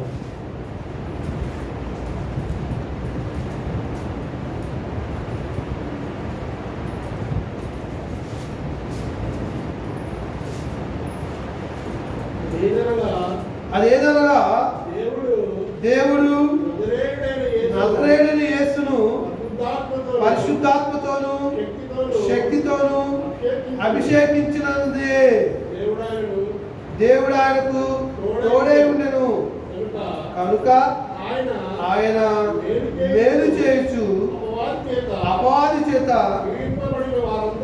పీడింపబడిన వారందరినీ స్వస్థపరచుచు సంచరించుండెను. ఇక్కడ మనం 38 వచనం చూసినప్పుడు యేసుక్రీస్తు వారు కూడా అభిషేకించబడ్డారు. ఎలాగూ అంటే పరిశుద్ధాత్మతోనూ శక్తితో కూడా ఆయన అభిషేకించబడ్డాడు. మీకు ఈ మాట తెలియాలంటే 2వ అధ్యాయంలో రండి. అపోస్తుల కార్యం 2వ అధ్యాయం ఎప్పుడు మనం చదివేటువంటి లేఖనం అది. 2వ అధ్యాయము 36 వచనం మనం చూసినప్పుడు అపోస్తుల కార్యం 2వ అధ్యాయం 36 వచనంలో మీరు సిలువ వేసిన యేసునే దేవుడు ప్రభుగాను క్రీస్తుగాను నియమించను. ఇది ఇజ్రాయెల్ వంశవతి రూఢిగా తెలుసుకునేవాళ్ళు. ఇక్కడ యూదులు అనేవాళ్ళు లేదా ఇజ్రాయెల్ అనేవారు యేసుక్రీస్తుని ఘోరాది ఘోరంగా సిలువ వేశారు, చంపారు. మేమే సిలువ వేసామని విరవీగుతున్నారు. వారి మధ్య పేతురు లేచి చెప్తూ ఉన్నటువంటి మాట, మీరు సిలువేసిన యేసునే దేవుడు ప్రభుగాను, అంటే పరిపాలకుడు గాను, క్రీస్తుగాను అంటే అభిషిక్తుడు గాను నియమించిన. అభిషక్తుడు అంటే అభిషేకం పొందినవాడు. యేసుక్రీస్తు వారు కూడా అభిషేకం పొందాడు. ఎలా పొందాడని చెప్తున్నాడు ఇక్కడ 10:38 అదేదనగా దేవుడు నజరేయుడైన యేసును పరిశుద్ధాత్మతోనూ శక్తితోనూ అభిషేకించాడు అంటాడు. అంటే ఎప్పుడైతే బాప్తిసం పొంది ఒడ్డుకు వచ్చాడు, మళ్ళీ ఇక్కడ అభిషేకం మళ్ళీ వేరేగా నూనె తీసుకొచ్చి రాయలేదు. కొత్త నిబంధనలో ఇప్పుడు పశువుల యొక్క కొమ్ము తీసుకొచ్చి కొమ్ములో నూనె ఉంచి తైలపు కొమ్ముతో తీసుకొచ్చి అభిషేకించాలి యేసుక్రీస్తు. ఆయన ఎప్పుడు అభిషేకించబడ్డాడు? ఎప్పుడు పరిశుద్ధాత్మ ఆయన మీద దిగింది?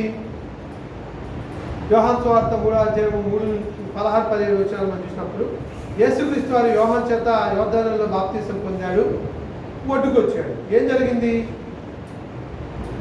ఆకాశం తెరవబడింది, ఈయన నా ప్రియకుమారుని తండ్రి యొక్క స్వరం వినబడింది, పరిశుద్ధాత్ముడు వచ్చి ఆయన మీద పావురవాలే వాళ్ళు. అంటే ఎప్పుడైతే పరిశుద్ధాత్ముడు మన మీదకి రావాలనుకుంటున్నామో మనం బాప్తిసం పొందినప్పుడు పరిశుద్ధాత్మ వరంను పొందుతాం. ఇది గుర్తుంచుకోండి. హెబ్రీయుల పత్రిక 1:5-9 చదువుతుంటాం.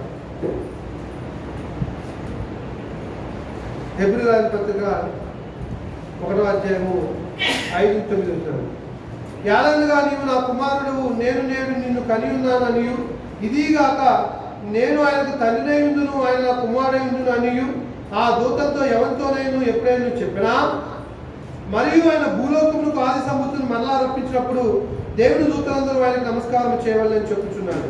తన దూతలను వాయులుగాను తన సేవకులను అగ్నిజ్వాలుగాను చేసుకునేవాడు తన దూతలను గుర్చి చెప్పుచున్నాడు. కానీ తన కుమారు గుర్చి అయితే, దేవా నీ సింహాసనం నిరంతరం నిలుచును, నీ రాజధానం న్యాయార్థమైంది, నీవు నీతిని ప్రేమించి దుర్నీతిని ద్వేషించితివి, అందుచేత దేవుడు నీ తోటి వారి కంటే నిన్ను హెచ్చించినట్టుగా ఆనంద తైలంతో అభిషేకించను. దేంతో అభిషేకించాడంట? ఆనంద తైలంతో అభిషేకించను. మరియు ప్రభువా, నీవు ఆదియందు భూమికి పునాది వేస్తువి, ఆకాశంలో కూడా నీ చేతి పనులే, అవి నశించును కానీ నీవు నిలిచి ఉందువు, అవన్నీ వస్త్రము వలె పాత్రలను, ఉత్తరీయం వలె అవి మర్చివేదువు, అవి వస్త్రములే మార్చబడు కానీ నీవు ఏకరీతిగా ఉన్నావు, నీ సంవత్సరంలో తరగవు అని చెప్పుతున్నాడు. అయితే నేను నీ శత్రువులను నీ పాదములో పాదపీఠంగా చేయ వరకు నా కుడిపార్శ్వంలో కూర్చుండమని దూతలతో ఎవరు కూర్చోని ఎప్పుడైనా చెప్పినా, వీరందరూ రక్షణను శ్వాసను పొందబోవు పరిచారం చేయడం పంపబడిన సేవకులైన ఆత్మలు కారా? సేవదూతలనేమో సేవకులు అంటున్నాడు. కుమారుడు కూర్చైతే దేవా నీ సింహాసనం నిరంతరము నిలిచినట్టున్నాడు. కాబట్టి ఇక్కడ క్రీస్తు ఆనంద తైలం చేత అభిషేకించబడ్డాడు అనేటువంటిది. అంటే ఎప్పుడు ఆనందం కలుగుతుంది? ఒక వ్యక్తి రక్షణ పొందినప్పుడు ఆనందం కలుగుతుంది, అవునా? ఎప్పుడైతే క్రీస్తుని తన సొంత రక్షణ అంగీకరించామో అప్పుడు ఆనందం కలుగుతుంది. అంతేగాని రక్షణ లేకుండా దేవుని సన్నిధికి వచ్చి మనం జీవించినట్లయితే వారి జీవితాలకు, వారి ఆత్మకు ఆనందం అనేది ఉండదు. అందుకోసం ఇక్కడ దేవుడు ఏమంటాడంటే, యేసుక్రీస్తు వారిని ఆనంద తైలంతో అభిషేకించినట్టున్నాడు. 9వ నీవు నీతిని ప్రేమించితివి, దుర్నీతిని ద్వేషించితివి, అందుచేత దేవుడు నీ తోటి వారి కంటే నిన్ను హెచ్చించినట్లుగా ఆనంద తైలముతో అభిషేకించను. ఆనంద తైలంతో క్రీస్తు అభిషేక్తుడిగా ఖచ్చితంగా చేయబడ్డాడు. అంత మాత్రమే కాదు, లూకా సువార్త 4:4 లూకా సువార్త 4:4 పేదలకు సువార్త ప్రకటించుటకు నన్ను ఎంచుకున్నాడనే మాట చెప్తాడు. లూకా సువార్త 4:18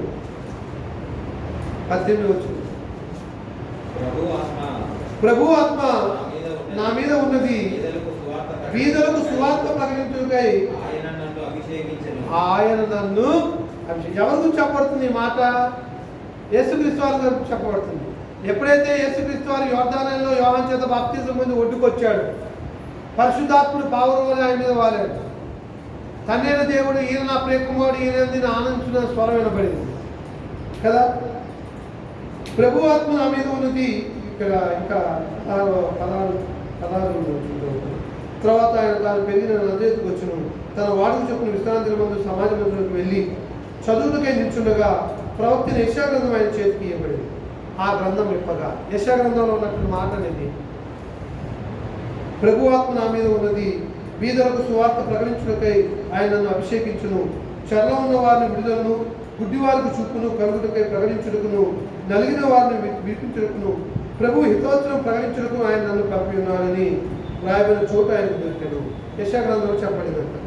యెషయా ఎక్కడ ఉంది మాట? 61వ అధ్యాయంలో రండి. యెషయా ఇక్కడ ఏదైతే పెట్టుకోండి. యెషయా 61వ అధ్యాయం 1 నుంచి 3 వచనాలు చూద్దాం. యెషయా 1వ అధ్యాయము 61వ అధ్యాయము 1 నుంచి 3 వచనాలు. ప్రభువు ఆత్మ నా మీద వచ్చినది, దీనులకు సువార్త ప్రకటించుటకు యెహోవా నన్ను అభిషేకించును, నలిగిన హృదయం గల వారిని దృఢపరచుటను, చెరలో ఉన్న వారిని విడుదలను, బంధించబడిన వారికి విముక్తి ప్రకటించుటకును, యెహోవా హితవచనం మన దేవుని ప్రతిదాన దినమును ప్రకటించుటకును, దుఃఖాక్రాంతులైన వాళ్ళు ఓదార్చుటకును అని చెప్పబడింది. ఇక్కడ బీదలకు సువార్త ప్రకటించడం కొరకు యేసుక్రీస్తు వారు అభిషేకించబడ్డాడు అనే విషయాన్ని మనం ఎన్నడూ కూడా మర్చిపోకూడదు. ఈ విషయం గురించి లూకా సువార్తలో యెషయా గ్రంథము ఆయన చేతికి ఇవ్వబడింది. ఇదే మాటని 61వ అధ్యాయం 1 నుంచి 3 వచనాల్లో కూడా చదివారు. అపొస్తలుల కాలంలో 1వ అధ్యాయంలోకి వస్తారండి. మనం ఎలా అభిషేకం పొందుతాం అనేది చూపించి నేను ముగిస్తాను.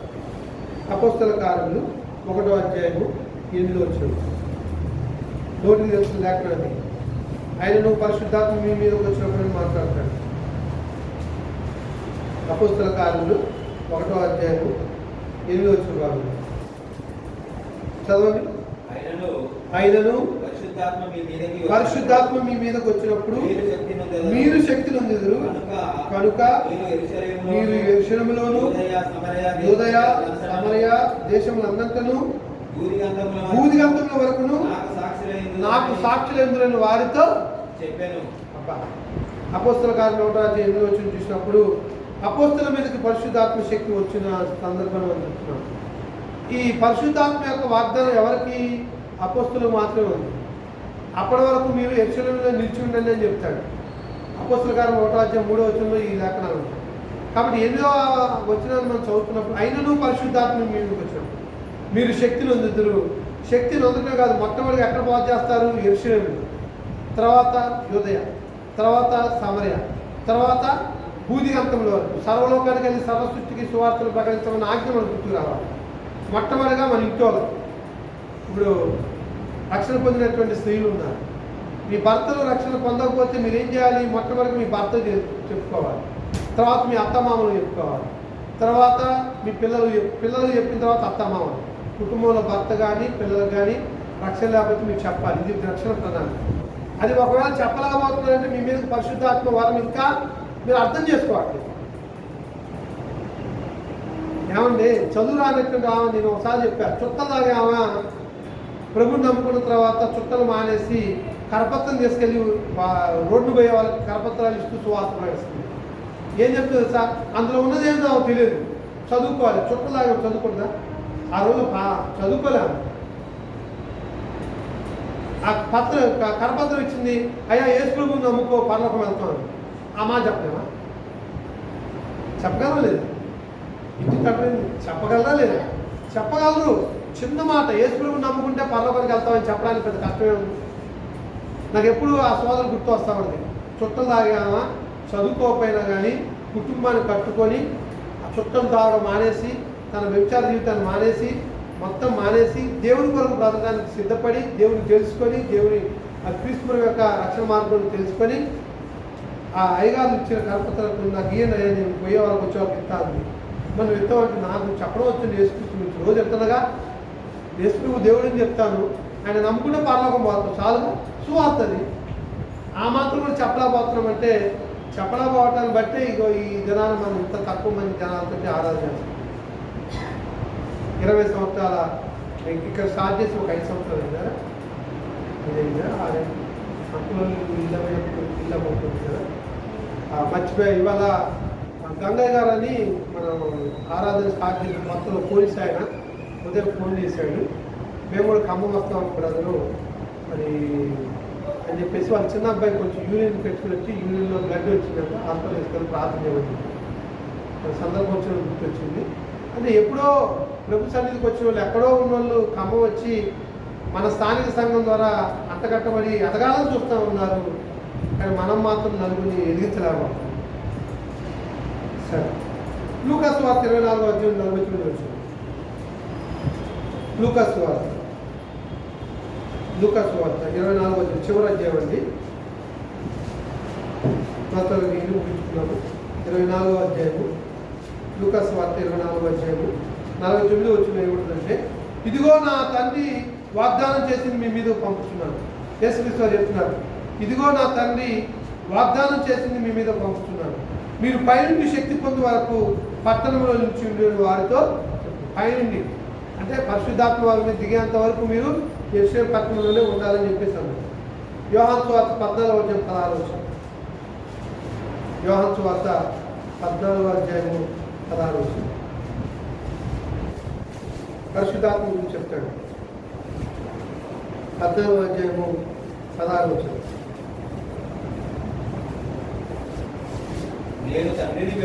నేను తండ్రిని వేడుకొందును మీ వద్ద ఎల్లప్పుడూ ఉండుటకై. చూడండి, మీ వద్ద ఎల్లప్పుడూ ఉండుటకై ఆయన వేరొక ఆదరణకర్తను అనగా సత్య స్వరూపైన ఆత్మను మీకు అనుగ్రహించును. సత్య స్వరూపైన ఆత్మను అనుగ్రహిస్తాడంట. ఇది అలనాడు అపోస్తులకు మాత్రమే చేయమని వాగ్దానం కాదు, నేనున్నటువంటి క్రైస్తవులు కూడా ఇలాంటి వాగ్దానం ఇవ్వబోతా ఉంది. 16 వచ్చిన మళ్ళా చదువుతాను. నేను తండ్రిని వేడుకొందును, యేసుక్రీస్తు వారు అంటున్నాడు, నేను తండ్రిని వేడుకొందును మీ వద్ద ఎల్లప్పుడూ ఉండుటకై ఆయన వేరొక ఆదరణకర్తను. వేరొక ఆదరణకర్త అంటే ఉత్తరవాదను. ఉత్తరవాది who is the given answered, they are called holy spirit, holy ghost. ఎవరైతే సమాధానం చెప్తారో ఆయన పరిశుద్ధాత్ముడు ఆదరణకర్తని, సమాధానకర్తలని, ఉత్తరవాది అని చెప్పి చెప్తూ ఉన్నాడు. 16 వచ్చిన నేను తండ్రిని వేడుకొందును మీ వద్ద ఎల్లప్పుడూ ఉండుటకై ఆయన వేరొక ఆదరణకర్తను అనగా సత్య స్వరూప ఆత్మను మీకు అనుగ్రహించు. 16 అధ్యాయం 18 వచ్చినాడు. యోహాను సువార్త 16 అధ్యాయం 18 వచ్చాడు. కొంచెం కాలము ఆయన చెప్పుచున్నది ఏమిటి? 16 అధ్యాయము 8 వచ్చిన ఆయన వచ్చి పాపమును గుచ్చియు నీతిని గుచ్చియు తీర్పును గుచ్చియు లోకమును ఒప్పింపజేయును. చాలండి. ఆయన అంటే ఇక్కడ పరిశుద్ధాత్మ దేవుడు. పరిశుద్ధాత్ముడు వచ్చి దేని గురించి అంట? మొట్టమొదటిగా నీతిని గుచ్చి, పాపమును గుచ్చి, నీతిని గుచ్చి, తీర్పును గుచ్చి లోకంలో ఒప్పింపజేస్తున్నాడు. ఈనాడు మీ అందరికీ తెలుసు మనం ఎలా పరిశుద్ధాత్మను పొందాము అని అంటే 38 వచ్చిన అపోస్తల గారు 2వ అధ్యాయంలో చెప్తూ ఉంటాడు. ఆయన చెప్పినటువంటి మాట ఏంటి అంటే, మీరు సిలువ వేసిన దేవుడు ప్రభువుగా క్రీస్తుగా నియమించను, ఇది ఇశ్రాయేలు వంశంతో రూఢిగా తెలుసుకోవాలన్నప్పుడు వారు ఆ మాటలు విని హృదయంలో నొచ్చుకొని పేతురు కర్మపుస్తులు అడుగుతున్నారు, మమ్మల్ని ఏం చేయమంటారు అడిగినప్పుడు, మీరు మారుమనసు పొంది పాపక్షమాపణ నిమిత్తము ప్రతివాడును యేసుక్రీస్తు నామములో బాప్తిసం పొందుడి, అప్పుడు పరిశుద్ధాత్మ వరం పొందుతారు. ఎప్పుడైతే మీరు క్రీస్తులోనికి జన్మించారో, కొత్త జన్మను పొందారో. పోయిన వారు కొత్త జన్మ గురించి చెప్పాం. 2 వ్యక్తులు బాప్తిసం పొందారు. 2 వ్యక్తులు భార్యాభర్తలు బాప్తిసం పొందారు. ఇది జహీర్పురాకు వచ్చేవారు. అందరూ వాట్సాప్లో పెట్టి ప్రార్థన చేస్తున్నారు వారి కోసం. ఆ రోజే పెద్ద శ్వాసం వచ్చిన అబ్బాయి స్థానం మన నీటిలోకి దేశంలో ముంచినప్పుడు వాళ్ళకి గాలిపై ముంచుకుంది. లోపలికి గ్రోతే లేదు. కానీ 1000 రూపాయలు ఆపరేషన్కి అయింది. నేను వెళ్ళి రాత్రి 11 వెళ్ళి పరామర్శించాను ఆదివారం నాడు. మా తమ్ముడు అన్నాడు కదా, శోధన ఇప్పుడు ఇట్లనే స్టార్ట్ అయింది, ధైర్యంగా ఉండు, శోధన చేయించేవాడు మరి పరిపూర్ణంగా మాట్లాడతానన్న. ఆపరేషన్ జరిగింది, మంచిగా ఉన్నాడు. కాబట్టి 15 రోజుల వరకు కాలు గట్టిగా అది పట్టుకున్నాడు. కుట్లు పడ్డాయి, 4 కుట్లు పడ్డాయి. ఆ విషయం మీకు చెప్పలేదు, ఎందుకంటే బాధపడతారని. చాలామందికి ఎట్లా ఉంటుంది, అయ్యో అసలు వాళ్ళు ఏంటంటే మంగళవారం పెళ్లి రోజు, మంగళవారం పొందుతామంటే నేను అన్నాను ఈ లోపు మరణం వస్తే ఏంటి పరిస్థితి ఏమనుకున్నారు? వాళ్ళు తీర్మానం చేసుకున్నారు, బాప్తిజం పొందుతాను తీర్మానం చేసుకుని వచ్చారు. మంచిగా బాప్తిజం పొందారు. దానికి నేను మోహన్ కుటుంబం, మా కుటుంబం, రామారావు కుటుంబం వెళ్ళాము, బాప్తిజం ఇచ్చాము, బాగానే ఉంది. ఏదో సన్నగా లోపలికి ఇలా ఉంచినప్పుడు కాలు దారి కూర్చుకున్నట్టు అనిపించింది. తర్వాత భార్య కూడా బాప్తిజం ఇచ్చాము. వచ్చిన తర్వాత కాలు పెట్టలేకపోతున్నాం, బ్లడ్ వస్తూనే ఉంది. సన్నగా ఇంతలోజు మీరు లోపల బోర్లు తగిలింది. దగ్గర చూస్తే అది ఆపరేట్ చేయాల్సి వచ్చింది. ఇక్కడ వేరే 2 రోజులు వచ్చిన దాకా ఆపరేట్ 5,000 అడిగారు. 12,000 మాట్లాడేసి 10 నిమిషాలు పని లోపల చిన్న చిన్న ఇవి లెక్క గదువులు తీసేది. అంటే బాప్తిజం పొందిన వాళ్ళకి శోధనలు వస్తాయా? బాప్తిజం పొందినప్పుడు ఏ వరాన్ని పొందుతాం మనం? పరిశుద్ధాత్మ వరం పొందుతాం. చూడండి, యోహాను రాసిన మొదటి పత్రిక 2వ అధ్యాయం. యోహాను రాసిన మొదటి పత్రిక పేతురు పత్రిక పక్కనే ఉంటుంది. యోహాను రాసిన మొదటి పత్రిక 2వ అధ్యాయము 20 నుంచి 27 వచనం చదువుకుంటూ ఉంచుకుందాం. 2వ అధ్యాయము 20 నుంచి 27 వచనం. అయితే మీరు పరిశుద్ధుల వలన అభిషేకం పొందిన వారు కనుక సమస్తం నేర్పుతుంది. మీరు సత్యం మెరగని వారైనందున నేను వ్రాయలేదు, కానీ మీరు దాన్ని ఎరిగి ఉన్నందునను ఏ అబద్ధమును సత్యమైనది కాదని ఎరిగి ఉన్నందును మీకు వ్రాయిచున్నాను. యేసు క్రీస్తుని కాలని చెప్పువాడు తప్ప ఎవడ అబద్ధికుడు? తండ్రిని కుమారుని ఒప్పుకొని వీడే క్రీస్తు వీరేది. కుమారుని ఒప్పుకొని ప్రతివాడు తండ్రిని అంగీకరించేవాడు కాదు, కుమారుని ఒప్పుకుని వాడు తండ్రిని అంగీకరించేవాడు. అయితే మీరు మొదటి నుండి దేనిని వింటిరో అది మీలో నిలవనీయుడి. మీరు మొదటి నుంచి వినింది మీలో నిలిచి ఉండాల. మీరు కూడా కుమారుని యందును తండ్రి యందు నిలుతురు. నిత్యజీవము అనుగ్రహించునన్నదే ఆయన తానే మనకు చేసిన వాగ్దానం. మిమ్మల్ని మోసపరచు వారిని బట్టి ఈ సంగతి మీకు రాయిస్తున్నాను. అయితే ఆయన వల్ల మీరు పొందిన అభిషేకం మీలో నిల్చున్నది కనుక ఎవరినూ మీకు బోధింపనక్కర్లేదు. ఆయన ఇచ్చిన అభిషేకం సత్యమే కానీ అబద్ధము కాదు. అది అన్నిటికీ గురించి మీకు బోధించిన ప్రకారంగాను ఆయన మీకు బోధించిన ప్రకారంగాను ఆయనలో మీరు నిలిచి ఉన్నారు. చూసారు ఇక్కడ 20 వచనం ఏమంటాడు? అయితే ఆయన వల్ల మీరు పొందిన అభిషేకం. మనందరం కూడా ఎప్పుడు పొందాము? ఎప్పుడైతే క్రీస్తులోనికి బాప్తిసం పొందామో అప్పుడు పరిశుద్ధాత్మ వరం పొందటమే క్రొత్త నిబంధనల అభిషేకం. బాగా గుర్తుంచుకోండి, క్రొత్త నిబంధనల అభిషేకం ఎట్లా అంటే పరిశుద్ధాత్మ వరం అంటే మరి అదేంటో అనుకున్నారు, నిత్య జీవం. రోమిలాల పత్రిక 6వ అధ్యాయం 23వ వచనం చివరిలో ఉంది. ఆ వరము నిత్య జీవం అని అంటాడు. కాబట్టి ప్రియులరా, ఇప్పటి వరకు మనం క్రొత్త నిబంధన అభిషేకాన్ని చూసాము, పాత నిబంధన అభిషేకం చూసాము. క్రొత్త నిబంధన అభిషేకంలో యేసుక్రీస్తు వారు తండ్రి దేవుడు పరిశుద్ధాత్మలోను శక్తితోనూ ఆయన అభిషేకించాడు. క్రీస్తు అనే పదానికి అభిషేక్తులని దేవాని సింహాత్మ నిరంతరం ఉంటుంది అని చెప్పడం జరిగింది. అంత మాత్రమే కాదు, లూకా సువార్త 4వ అధ్యాయం 18వ వచనంలో ప్రభు ఆత్మ క్రీస్తు మీద ఉన్నది, సువార్త ప్రకటించి క్రీస్తు అభిషేకించబడిన మాట యెషయా గ్రంథం 61వ అధ్యాయం 1 నుంచి 3 వచనాలు మనం చూస్తూ వచ్చాము.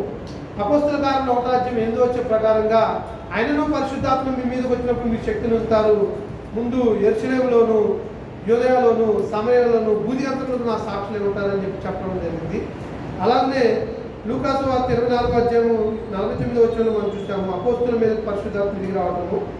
యోహాను సువార్త 14వ అధ్యాయం 16వ వచనంలో మిమ్మల్ని అనాథలుగా విడిచిపెట్టను, ఆదరణకర్త మీ మీదకి వస్తాడని చెప్పినప్పుడు అపోస్తలుల మీద పరిశుద్ధాత్మ శక్తి వచ్చిన సందర్భం చూసాము. అలానే యోహాను సువార్త 16వ అధ్యాయం 8వ వచనంలో కూడా మనం చూసాము అపోస్తలుల మీద పరిశుద్ధాత్మ శక్తి వచ్చినటువంటి బట్టి చూసాము. అంత మాత్రమే కాదు, యోహాను రాసిన మొదటి పత్రిక 2వ అధ్యాయం 20 నుంచి 27 వచనాల్లో మనందరం కూడా అభిషేకం చేయబడిన వారము. ఎలాగంటే క్రీస్తులోనికి బాప్తిసం పొందడం ద్వారా పరిశుద్ధాత్మ వరము పొందటమే బాప్తిసం పొందడం, అభిషేకం పొందడం. కాబట్టి ఇక్కడ ఉన్నటువంటి మనందరం కూడా అభిషేకించబడిన వాళ్ళు, బాప్తిజం పొందిన వాళ్ళు. స్వాతి నువ్వు అభిషేకించబడ్డావు, లావణ్య నువ్వు అభిషేకించ అట్లాగా మీరు శేషు, నాగమణి, తర్వాత సర్వన్ శ్రేష్ఠుడు, అటు లక్ష్మక్క, తర్వాత సామ్రాజ్యం అమ్మ పేరు మీరు. సరే, ఇక్కడ పురుషులు ఒక 4. ఇంక ఇక్కడ అభిషేకించబడిన వారు ఎవరంటే చిన్ను, రామచంద్ర గారు, అలాగే మన లాస్ అర్థమయ్యా ఇందాక లాసే అంతగా. సరే, ఇప్పటి వరకు పరిశుద్ధాత్మ దేవుని యొక్క శక్తి చేత అభిషేకం పొందిన మనము ఏం చేయకూడదు, ఏం చేయకూడదంటే సువార్త ప్రకటించకుండా మానకూడదు. ఏం చేయొచ్చు అంటే సమయమందును అసమందును మన బంధువులకు, రక్త సంబంధులకు, స్నేహితులకు, మన భర్తకు, మన పిల్లలకు మనం ఏం చేయాలి? సువార్త ప్రకటించాలి. సువార్త ప్రకటించినట్లయితే మనకి ఏం కలిగిద్దని చెప్పాడు పౌలు గారు అన్నాడు, అయ్యో సువార్త ప్రకటించవలసిన భారం నాపై ఉంది, సువార్త ప్రకటించినట్లయితే నాకు శ్రమ. మీకు ఎందుకు శ్రమలు వస్తున్నాయంటే కారణం ఇదే అన్నమాట. నేను చెప్పే మాట కాదు, ఇప్పటి వరకు పరిశుద్ధాత్మ దేవుడు మనతో మాట్లాడి వచ్చాడు కనుక మరి ఇంత చక్కగా మాటలు వినడానికి అవకాశం ఇచ్చేటువంటి సోదరులు మన రాంబాబు గారికి అలాగే చేయొచ్చు. మీ అందరూ చాలా ఓపిక విన్నందుకు మీ అందరూ వందనాలు తెలియజేస్తూ ముగిస్తున్నాను. మీ అందరికీ